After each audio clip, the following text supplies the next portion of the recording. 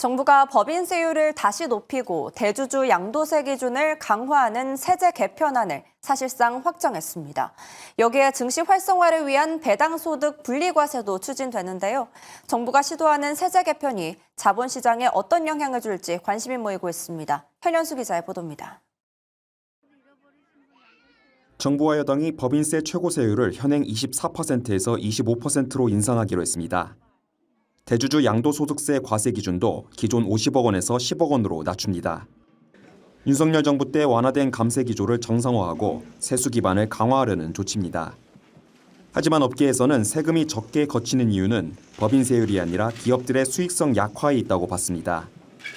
이번 인상이 기업 부담을 키울 것이라는 지적도 나옵니다. 이와 함께 대주주 양도세 기준 강화로 시장이 왜곡된다는 우려도 이어졌습니다. 그 연말 기준으로만 회피하면 그 과세 대상이 되지 않는다는 문제 때문에 세수가 그렇게 많이 거쳤던 것도 아닙니다. 그러한 구조적인 불합리나 문제점을 해소하지 않고 배당소득 분리과세에 대한 의견도 분분한 상황입니다. 정부는 코리아 디스카운트 해소를 위해 배당소득 분리과세를 검토 중입니다. 배당 투자 유인을 높여 주식시장을 활성화한다는 계획입니다. 하지만 여당 내에서도 부자 감세라는 지적이 나오며 의견이 갈리고 있는 상황입니다.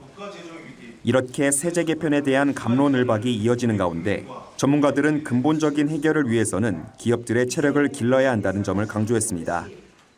마지막 이슈가 5천을 넘어가려면 기업 성장성 이슈거든요. 이제 기술을 어떤 형태로 기업들이 확보할 수 있도록 투자를 장려하고 그 부분에 대한 세제를 갈 거냐는 아직 안 나온 거예요. 기술 투자 유인을 확대하는 정책이 마련돼야 코스피 5천을 현실화할 수 있다는 겁니다. 정부의 세제 개편이 어떤 변화를 가져올지 시장의 관심이 모아지고 있습니다. 매일경제TV 현현수입니다.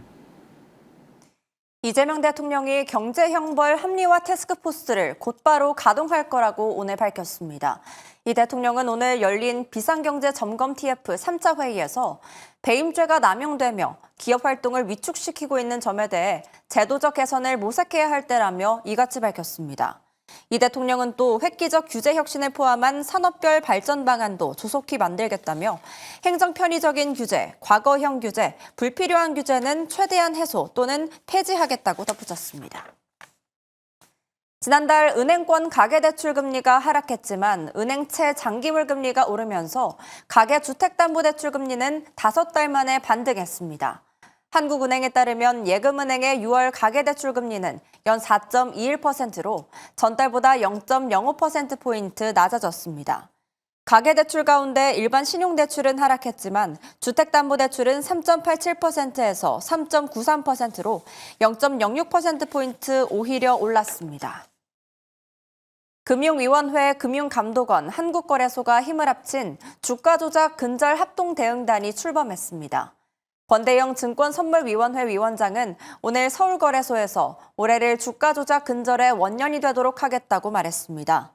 이어 관계기관 역량을 총동원해 주가조작을 신속히 포착해 반드시 적발하고 한 번 적발되면 범죄 수익을 넘는 과징금으로 불법 이익 박탈 이상의 경제적 불이익을 주겠다고 강조했습니다.